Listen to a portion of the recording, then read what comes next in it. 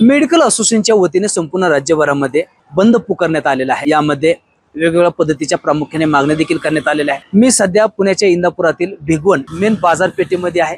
खरं तर ह्या संपूर्ण भिगवण बाजारपेठेमधील देखील अनेक मेडिकल व्यवसाय देखील मेडिकल स्टोर देखील संपूर्णपणे उत्स्फूर्तपणे बंद आज या ठिकाणी बंद केल्याचं आपल्याला देखील पाहायला मिळत आहे। तसंच देखील बारामतीमध्ये देखील जर पाहिलं तर बारामतीमध्ये देखील ह्या बंदला देखील मेडिकल व्यावसायिकांनी देखील मोठ्या प्रमाणात या ठिकाणी बंदला साथ दिल्यास देखील पाहायला मिळत आहेत। तसंच जर आपण माझ्या पाठीमागे देखील जर आपण पाहिलं, हे मी भिगवणच्या बाजारपेठेमधील एका मेडिकल स्टोअरच्या बाहेर उभा आहे। खरं तर या ठिकाणी बंदला देखील मोठ्या प्रमाणात या ठिकाणी प्रतिसाद मिळाल्याचं आपल्याला पाहायला मिळत आहे। आजच्या ह्या बंदच्या माध्यमातून मागणी करण्यात आलेली आहे। विशेष करून आज मागणी करण्यात आली आहे ऑनलाईन औषधांची जी विक्री आहे त्वरित या ठिकाणी बंद करण्यात यावी। तसेच ई फार्मसीच्या कंपनीची जी वाढती जी स्पर्धा आहे त्या देखील तात्काळ बंद करण्यात याव्या आणि औषध वितरणाच्या ज्या काही सरकारांची जी धोरणांची विरोधात आहे तो या ठिकाणी याबाबत देखील आज बंद पुकारण्यात आलेला आहे। परंतु नेमके आता खरंच या संपूर्ण मागणीकडे असेल त्या बंदकडे असेल सरकार किंवा प्रशासन कशा प्रकारचं पाहते हे देखील महत्वाचं आहे। आणि याच्या बंदच्या माध्यमातून नेमक्या मेडिकल असोसिएशनच्या नेमक्या काय मागण्या आहेत हे देखील आपण मेडिकल जे स्टोर जे आहेत त्यांच्याकडून थोडक्यात जाणून घेऊयात। आज मेडिकल असोसिएशनच्या वतीनं राज्यव्यापी बंद पुकारण्यात आलेला आहे। नेमकं काय तुमच्या मागण्या आहेत, काय सांगाल?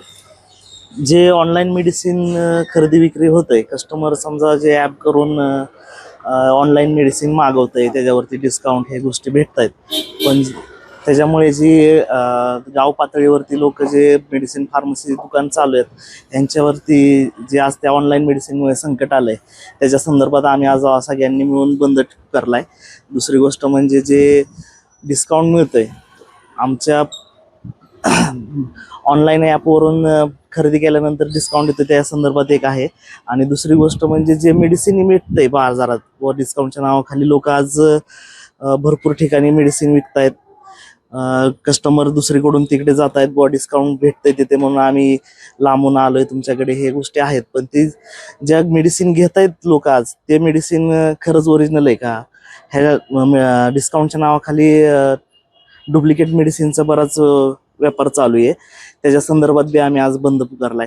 एक आमच्या प्रमुख 2-4 मागण्यात त्या संदर्भातून आम्ही आज 1 दिवसासाठी सगळ्यांनी मिळून बंद केलाय। काय प्रशासनाला नेमके आता काय आव्हान काय असणार आहे? आम्ही जे 3 मुद्दे मांडलेत प्रशासनाकडे, म्हणजे डिस्काउंट संदर्भात, बनावट औषधे आणि ऑनलाईन मेडिसिन जी भेटते त्याच्या संदर्भात प्रशासनानं आम्हाला योग्य ते निर्णय घेऊन कळवावा।